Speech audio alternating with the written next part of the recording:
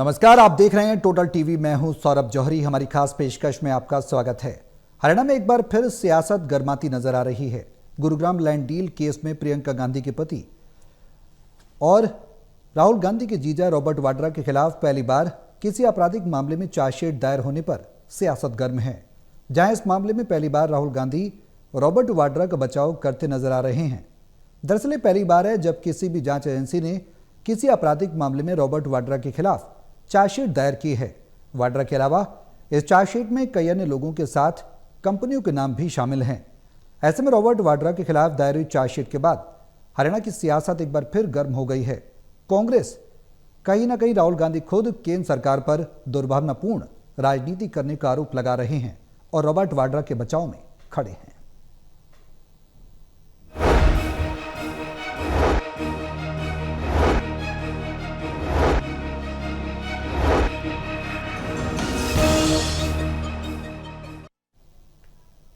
तो रॉबर्ट वाड्रा के खिलाफ जो चार्जशीट दायर हुई है, उस चार्जशीट को लेकर सियासत गर्मा गई। राहुल गांधी ने साफ तौर पर रॉबर्ट वाड्रा का न सिर्फ बचाव किया है बल्कि यह कहा है कि बीते 10 सालों से केंद्र सरकार उत्पीड़न कर रही है, वाड्रा के खिलाफ दुर्भावनापूर्ण और राजनीति से प्रेरित कार्रवाइयां करती रही है। जबकि रॉबर्ट वाड्रा खुद ही कहते रहे हैं कि हर जांच में हम मौजूद रहे हैं, जिस जांच में बुलाया गया हम पहुंचे, हम अपीयर हुए हैं और हर सवाल का जवाब दिया है प्रवर्तन एजेंसियों का।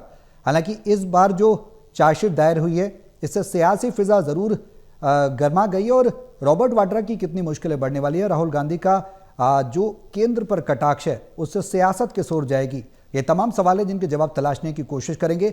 हमारे सहयोगी हमारे साथ मौजूद हैं। हिसार से टोटल टीवी के associate editor doctor Mahesh Kumar, Panipat से टोटल टीवी के एसोसिएट एडिटर देवेंद्र कथुरिया और वरिष्ठ पत्रकार वीरेंद्र सोनी जी हमारे साथ चर्चा में बने हैं। आप सभी के साथ चर्चा आगे बढ़ाऊंगा, लेकिन उससे पहले एक रिपोर्ट देखिए, फिर करेंगे चर्चा शुरू।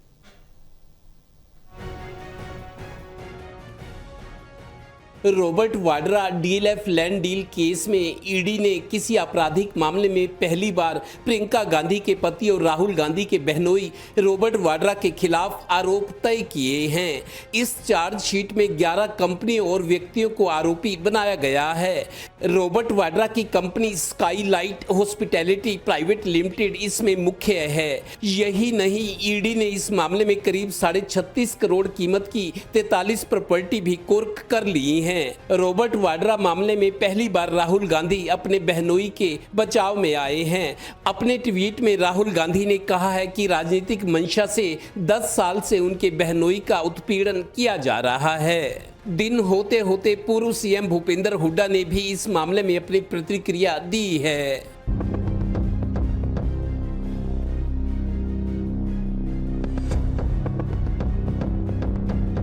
चार्जशीट नहीं हुई, प्री समनिंग नोटिस गया है। प्री समनिंग नोटिस गया जो मैंने पढ़ा, और वो मसला बहुत दिनों से पड़ा है।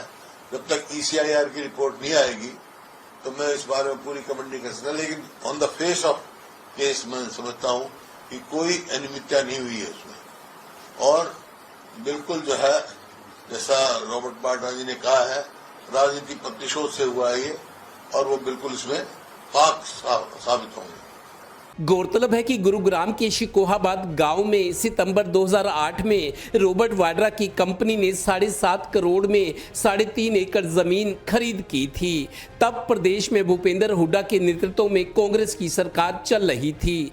इस जमीन में से 2.7 एकड़ में कंपनी को कॉमर्शियल उपयोग की अनुमति मिल गई। कुछ वक्त बाद बाकी बची जमीन पर आवासीय उपयोग की अप्रूवल का लाइसेंस मिलने से इस जमीन की कीमत बढ़ गई।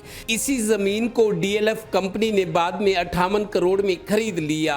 जमीन की म्यूटेशन भी असामान्य तरीके से हुई। 2014 की लोकसभा चुनाव से कुछ महीने पहले इस मामले में रॉबर्ट वाड्रा पर गलत तरीके से लैंड डील मामले में मुनाफा कमाने के आरोप लगे थे। एफआईआर भी दर्ज हुई। अब 12 साल बाद पीएमएलए यानी prevention of money laundering act के तहत आपराधिक मामले में आरोप तय किए गए हैं। अब फिर इस मामले में सियासत गरमाने का अंदेशा है। रॉबर्ट वाड्रा की कंपनी समेत 11 कंपनी और व्यक्तियों के खिलाफ आरोप तय किए गए हैं। चूंकि ये मामला बड़े राजनीतिक घराने से जुड़ा है, इसलिए पता नहीं इस मामले में आगे क्या हो। Haryana bureau, total news.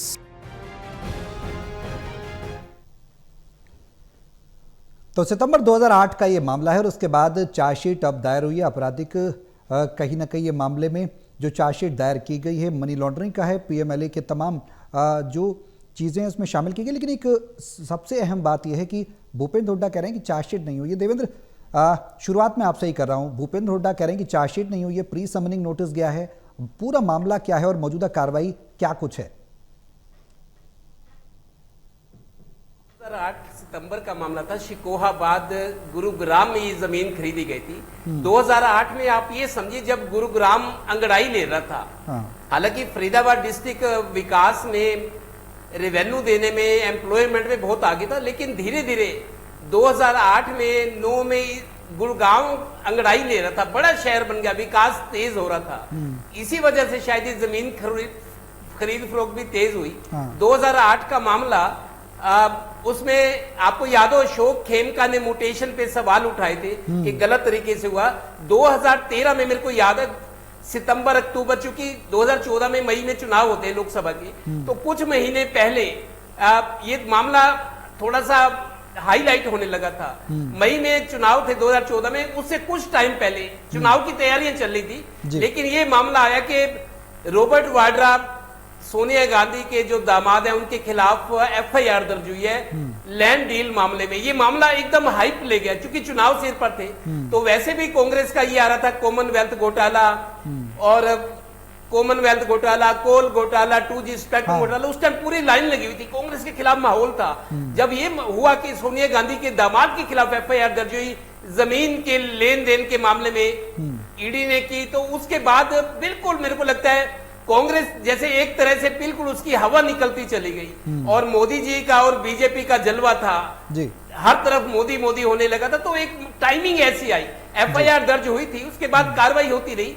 लेकिन एफआईआर 2013 में हुई, अब जाकर 12 साल बाद आप देखो चार्जशीट दाखिल हुई है आपराधिक धाराओं के तहत 11 लोगों के खिलाफ, जिसमें रॉबर्ट वाड्रा है, भूपेंद्र हुड्डा की चूंकि सरकार थी वो भी पार्टी है, और डीएलएफ के जो मालिक थे या जो उनके प्रमुख कारिंदे थे वो लोग थे, कोई और फर्म है। कुल 11 लोगों को आरोपी बनाया गया है। और PMLA, prevention of money laundering act, मतलब गलत तरीके से काली कमाई जिसको कहते हो, कानून के खिलाफ जाके काले तरीकों से जो कमाई होती है, ईडी उसको जब्त करता है, उस पर कार्रवाई करता है। तो ये 12 साल के बाद अब ये नया पहली दफा ऐसा हुआ कि आपराधिक धाराओं में मामला दर्ज किया गया है। अब राहुल गांधी ने भी मुंह खोला है, बहनोई है उनके, हालांकि राहुल गांधी अभी तक चुप थे, उनके बचाव में आए। उनका कहना है कि 10 साल से उत्पीड़न हो रहा है उनके बहनोई का, प्रियंका गांधी के पति का, रॉबर्ट वाड्रा का 10 साल से उत्पीड़न हो रहा है। तो मेरे को लगता है चूंकि राजनीतिक घराना जाहिर है, आरोप तो लगते ही हैं और अब फिर सियासत गरमाएगी। लेकिन आगे ईडी की कार्रवाई क्या कहती है, अभी भी मैं आपको बताता हूं।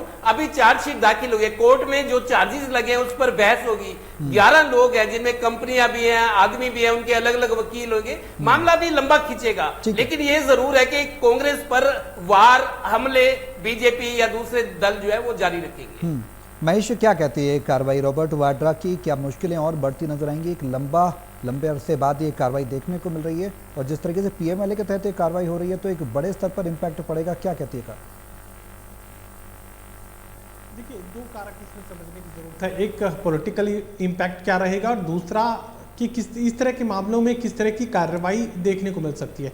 दरअसल ये जो कार्रवाई यहाँ पर की जा रही है रॉबर्ट वाड्रा के खिलाफ, अगर हरियाणा प्रदेश में भूपेंद्र सिंह हुड्डा के कार्यकाल के 10 सालों के अगर लेखे जोखे को आप देखने समझने की कोशिश करेंगे, तो ऐसे 1000 मामले जो है वो ईडी दर्ज कर सकती है, क्योंकि इस तरह के मामले हजारों की तादाद में जो है वो लैंड डील्स की गई, जिसमें माटी के भाव ज़मीन खरीदी गई और 2 साल के भीतर ही उसकी कीमत 10 गुना से ज़्यादा हो गई। वो अलग बात है कि यहाँ पर जिसने खरीदी थी उसी को वापस बेच दी गई। अगर ये एक्स की बजाय वाई पार्टी को अगर बेच दी जाए तो भी उसकी कीमत 10 गुना से ज़्यादा, और वो भी साल 2 साल और 2.5 साल के भीतर ये हुआ है। और गुरुग्राम में ये सबसे ज़्यादा हुआ है, क्योंकि अगर डायमंड की लैंड की अगर बात की जाए तो फिर सबसे कीमती ज़मीन हरियाणा प्रदेश में गुरुग्राम की मानी जाती है। ये एक ही कंपनी ने जिसने रॉबर्ट वाड्रा को ज़मीन बेची, डीएलएफ कंपनी, बाद में उसी कंपनी ने महंगी कीमत पर ज़मीन खरीद ली, लेकिन उसका जो चेंज ऑफ लैंड यूज़ था वो बदला जा चुका था और उसके बाद महंगी कीमत पर डीएलएफ ने वो ज़मीन वापस खरीद ली। और ऐसा एक मामला नहीं है, ऐसे 1000 मामले अगर इन्वेस्टिगेशन की जाए तो आसानी से मिल सकते हैं। लेकिन चूंकि खेमका ने इसकी म्यूटेशन को रद्द कर दिया था, उसके बाद ये जो मामला है वो पॉलिटिकल सर्कल में घूमने लगा। उसके बाद भारतीय जनता पार्टी ने इस मामले को चुनावी फायदे के लिए इस्तेमाल किया। अब चूंकि अब यहाँ पर पॉलिटिकल इंपैक्ट का जिक्र मैं करने वाला हूं। पॉलिटिकल इंपैक्ट ये है कि जैसे जैसे राहुल गांधी आगे बढ़ रहे हैं, अपने संगठन सृजन का जिक्र कर रहे हैं, गुरुग्राम गुजरात के अलावा हरियाणा प्रदेश में भी जिस तरीके से संगठन को मजबूत करने की बात कांग्रेस पार्टी करने लगे हैं, तो जाहिर तौर से फिर अब दबाव क्रॉस जो है देखने को मिल सकता है। अब किसी भी तरह की कानूनी कार्रवाई जो रॉबर्ट वाड्रा के खिलाफ चल रही है, या राहुल गांधी और सोनिया गांधी के खिलाफ चल रही है, या फिर आने वाले दिनों में भूपेंद्र सिंह हुड्डा के खिलाफ भी उसी तरह का जो एक्शन है वो देखने को मिल सकता है। क्योंकि जैसे जैसे कांग्रेस पार्टी को मजबूत करने की कोशिश की जाएगी, उसके बाद ये जरूर देखने को मिलेगा कि उनके खिलाफ जो कार्रवाई है वो तेज होने लगी है। क्योंकि अगर गांधी परिवार ईडी की कार्रवाई में खुद को बचाने में लगा रहे, या रॉबर्ट वाड्रा को बचाने की कोशिश में प्रियंका गांधी लगी रहे, तो फिर यकीनन उसका इंपैक्ट जो है वो कांग्रेस पार्टी पर पड़ता है। तो ऐसे में कांग्रेस पार्टी को कमजोर बनाए रखने के लिए भी ये जरूरी है कि गांधी परिवार इस तरह की उलझनों से घिरा रहे, वो शिकंजा जो है लगातार कसता रहे, ताकि भारतीय जनता पार्टी को किसी भी तरह की जो पॉलिटिकल परेशानी है वो नहीं आएगी। और मुझे लगता है कि दोनों ही कारक यहां पर देखने को मिलेंगे। एक कारक जो कि जिक्र मैंने पहले किया, और दूसरा कारक ये कि अगर गांधी परिवार कानूनी पेचीदगियों के साथ फंसा रहता है, उलझा रहता है, तो इसका सीधा फायदा भारतीय जनता पार्टी को मिलता ही है। वीरेंद्र जी, किस तरह से देख रहे हैं इस कार्रवाई को जो महेश कोट कर रहे हैं? हम दोनों फैक्टर्स की अगर हम बात करें तो कितना बड़ा इम्पैक्ट कांग्रेस पर हरियाणा में पड़ता हुआ नजर आएगा, और जो कार्रवाई की जा रही है उसको किस तरह से देख रहे हैं? दोनों ही तरह से मैं आपसे 2 सवाल पूछ रहा हूं, उनके जवाब चाह रहा हूं कि आगे किस तरह से देख रहे हैं इस कार्रवाई को, कांग्रेस के लिहाज से भी और बीजेपी के लिहाज से भी। देखिए, विपक्ष इसे डराने की कार्रवाई बता रहा है। ये बात तो ठीक है, विपक्ष समय समय पर ये आरोप लगाता रहा है कि सरकार जो है ईडी का इस्तेमाल करती है, तो लेकिन ये मामला बहुत पुराना है। भारतीय जनता पार्टी शुरू से इस मामले को उठाती आ रही है। और ये देखिए, जब 2014 में मोदी आए थे तभी से उन्होंने ये मामले के ऊपर आरोप लगाने शुरू किए थे। और अब देखिए, अब कुछ ऐसे साक्ष्य भी हैं। अगर ईडी ने चार्जशीट पेश की है तो ये पहली बार है चार्जशीट पेश की है, उसमें जो आरोप लगाए गए हैं, यानी कि जिन कंपनियों के खाते में 1-1 लाख रुपए भी नहीं थे और वो 58 करोड़ का सौदा कर रहे हैं, मतलब जिनके बैंक खाते में 1-1 लाख भी नहीं है राशि जी, और वो 58 करोड़ का सौदा। तो इस तरह की चीजों पे आश्चर्य तो होता है। और वो देखिए कि बिना रजिस्ट्री कराए जो उन्होंने जो है सीएलयू ले लिया, फिर सीएलयू आगे बेच दिया डीलर दिया, तो इससे अपने तरह के संदेह होते हैं। अब ईडी ने जिस तरह की कार्रवाई की है, ईडी को साक्ष्य मिले हैं, उस साक्ष्य के आधार पर चार्जशीट दाखिल की है। और देखिए, कांग्रेस वो बार-बार बुराने के लिए इतने लंबे समय से वो सामना कर रहे हैं, पहली बार चार्जशीट पेश की है। अब आगे जाकर जो कानूनी कार्रवाई होगी उससे वो तय होगा कि ये चार्जशीट कितनी सही है, कितनी प्रामाणिकता है।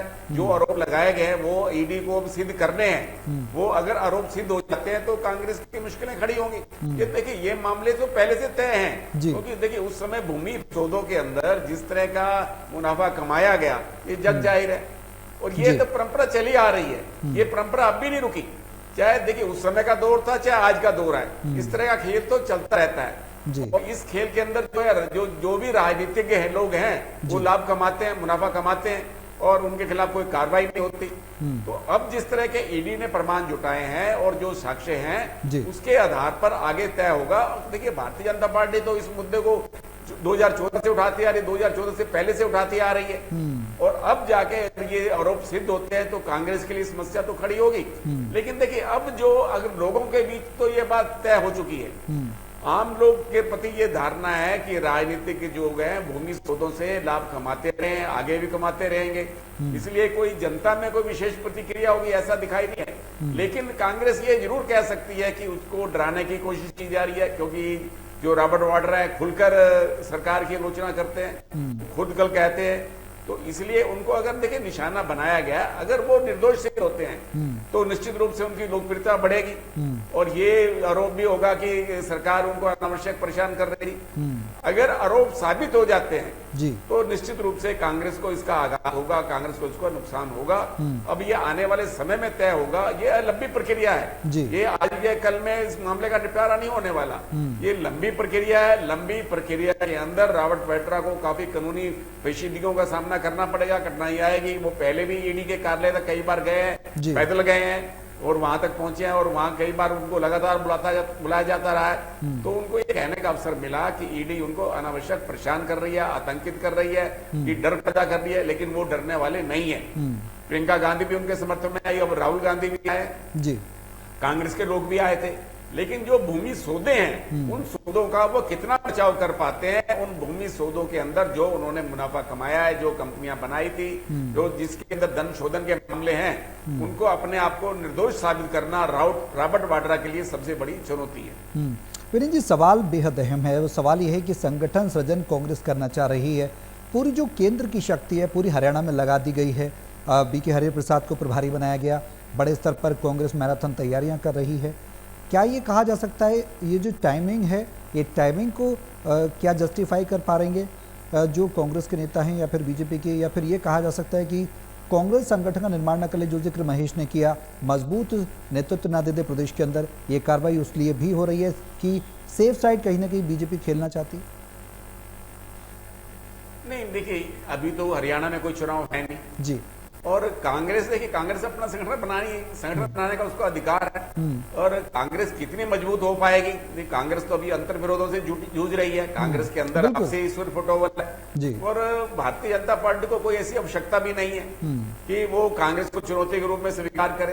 अभी कांग्रेस का अगर कुछ स्थिति पैदा होगी तो भारतीय जनता पार्टी के खिलाफ वातावरण से होगी।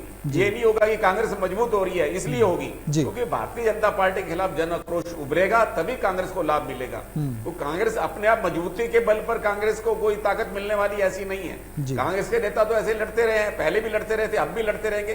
पहले भी अगर देखें कि अब अभी हाल के हम चुनाव देखें तो कांग्रेस की हार जो है जो उसके कारण हुई है कि कांग्रेस के भारतीय जनता पार्टी अपनी जो सरकार के खिलाफ जन विरोधी भावना थी उस पर उसने अंकुश लगा लिया था और अपने ढंग से कांग्रेस के प्रति एक घृणा का भाव पैदा कर दिया था और जातिगत समीकरण ऐसे बिठा दिए थे जिससे कारण कांग्रेस को पराजय हुई और कांग्रेस के पराजय के कारण कांग्रेस के अपने लोग ही थे। तो ऐसे में भारतीय जनता पार्टी को कांग्रेस से कोई खतरा नहीं है और कांग्रेस को भारतीय जनता पार्टी को चुनौती नहीं मानती। भारतीय जनता पार्टी अपना काम कर रही है, अपना संगठन बना रही है। अब देखिए आज भी भारतीय जनता पार्टी के पंचकूला में बैठक हुई है। भारतीय जनता पार्टी कार्यक्रम निरंतर जारी हैं, जबकि कांग्रेस तो अभी संगठन सृजन तक ही सीमित है। इसके अलावा कांग्रेस का कोई अभियान नहीं है। कांग्रेस के नेताओं का कोई प्रवास नहीं है, कोई कांग्रेस नेताओं के पास कोई अभियान नहीं है जनता से जुड़ने का। भाई संगठन तो अलग प्रक्रिया है, संगठन तो चलता रहेगा, वो प्रक्रिया लगातार चलने वाली है, सतत प्रक्रिया है। लेकिन जनता के बीच जाने के आपके कार्यक्रम तो चलते रहने चाहिए, कोई कार्यक्रम ही नहीं है।